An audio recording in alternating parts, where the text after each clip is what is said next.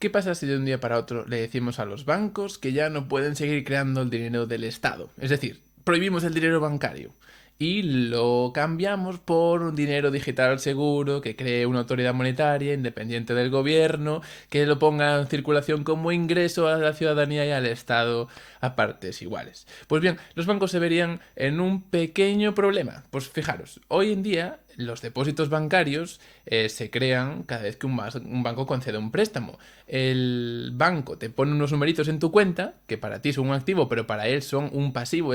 Se compromete a que cuando quieras sacarlos en forma de dinero vas a poder.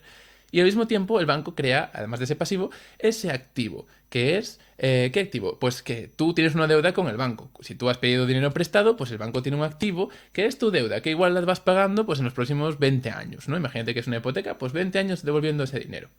Entonces, si de un día para otro le decimos a la gente, mire, ahora usted puede coger su dinero bancario y moverlo al banco central. Puedes elegir tenerlo como dinero bancario o tenerlo como dinero en el banco central. O le decimos básicamente al banco, mira, tienes que respaldar el 100% del dinero que tiene la gente en tu banco con reservas o dinero digital seguro. Vale, pues el banco se va a ver en un pequeño problema. Y es un problema de liquidez. Si el banco tiene que tener 100% del dinero de la gente respaldado con dinero seguro, con reservas, se va a ver que no tiene, sus activos son deudas a largo plazo, deudas a medio y largo plazo, que va pues digamos, a ir cobrando poco a poco. No puede pagarle al Banco Central o a la autoridad monetaria que sea, no puede pagarle con deudas, no puede pagarle pasándole las deudas que en vez de estar en manos de los bancos pasen a estar en manos del Banco Central. El Banco Central, la autoridad monetaria no debería tener deudas con nadie. Eso es lo fundamental, ¿no? Nadie debería deberle dinero a esta autoridad monetaria o casi nadie, porque fijaos lo que voy a decir después. Entonces, claramente los bancos se ven en una crisis de liquidez. Tienen activos que respaldan los pasivos que han creado, pero esos activos no son líquidos, no pueden hacer frente a pagos con ellos. Entonces se ven en un problema de liquidez, no de solvencia, porque por otro lado, pues bueno, pues sí, pasa esto. Entonces, los bancos tendrían que de alguna manera tener la capacidad de retardar esos pagos en el tiempo que tardan en cobrar las deudas de vuelta, en el tiempo que tardan en pasar esos activos a medio y largo plazo en activos líquidos, activos dinero que se pueda pasar al Banco Central. Entonces, el Banco Central lo que podría hacer es hacerles un préstamo, por ejemplo, un préstamo que les ayude a hacer frente a esa falta de liquidez que se encuentra en ese momento dado. Entonces, fijaros que lo que estaríamos haciendo sería convertir un dinero que ahora mismo es un dinero fluido, un dinero que digamos se crea en base a deuda, pero también se destruye a medida que se pagan las deudas, en un dinero sólido. Lo estaríamos convirtiendo en un dinero como un activo en sí mismo. Eso es una diferencia importante. Lo que ocurre es que después, a medida que se van pagando las deudas, pues algo de ese dinero vuelve a manos del Banco Central. Entonces, digamos que lo que se hace es desinflar ese dinero. A ver si lo puedo explicar mejor. Pongamos que un banco tiene 1 millón de euros creados en forma de dinero deuda, en dinero bancario, y por lo tanto tiene 1 millón de euros que la sociedad le debe a ese banco. Pongamos que estamos en ese momento exacto. De un día para otro, el Banco Central le dice a este banco, mira, tienes que respaldar este 1 millón de euros no con deudas, sino con activos reales, con reservas del Banco Central. Entonces, como no me las puedes comprar, te las voy a prestar, te las voy a dar ahora, así de repente el banco ya tiene el 1 millón de dinero en cuentas de los clientes, pero también el 1 millón de reservas de dinero seguro del Banco Central. Pero lo que pasa es que de repente el banco tiene también una deuda con el Banco Central por un valor de 1 millón.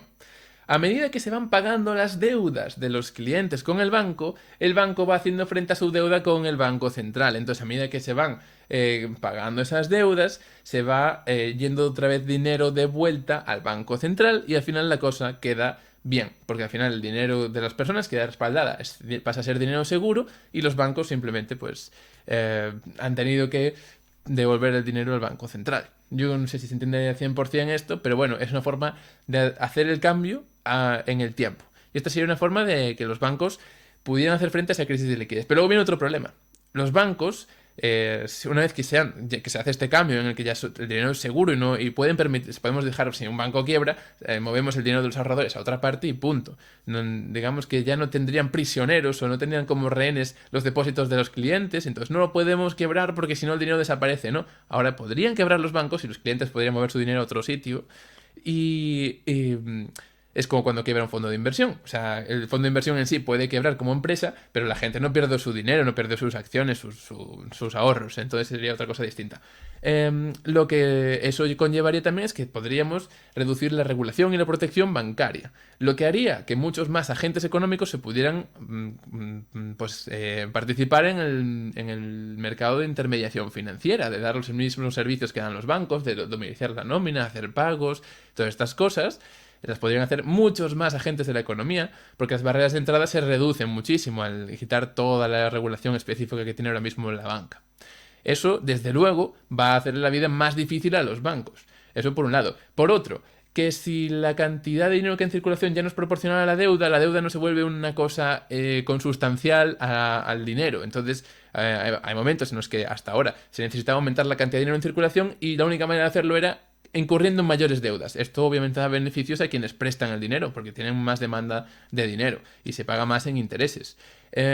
Si eso se reduce, si la sociedad tiene menos deudas, obviamente el sector financiero, el sector bancario va a reducirse en tamaño. Y yo creo que es algo deseable y algo que para lo que tenemos que preparar al sector financiero es darle un tiempo para que decrezca. Porque ahora mismo es los ingresos que se obtienen de forma pues especulando en los mercados financieros o mediante actividades de este tipo de sector, que en el fondo no es creador de riqueza, sino que simplemente es intermediador, o si crea riqueza mediante la correcta asignación de recursos es en parte, pues no puede ser que sean más ingresos lo que tenga ese sector que el resto del sector de la economía productiva.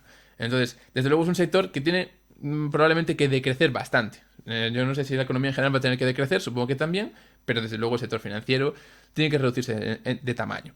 Y claro, al fin y al cabo es crear oportunidades para otros, para que haya más diversidad en el mundo del sistema de los servicios financieros y en el mundo financiero en general.